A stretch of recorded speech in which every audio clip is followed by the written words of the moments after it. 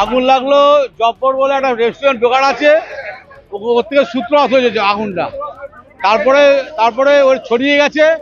আমাদের city centre মল থেকে আমরা তৎক্ষণাৎ অ্যাকশন নিলাম, মোটামুটি আয়ত্তে নিয়ে এসেছি আমরা মল থেকে। আগুনটা পুরো আয়ত্তে নিয়ে এসেছি। আগুনটা লাগলো সেটা বলতে পারবো না, প্রত্যক্ষদর্শীরা বলছে খাবার থেকে বা ঘর থেকে লেগে আগুনটা লেগেছে।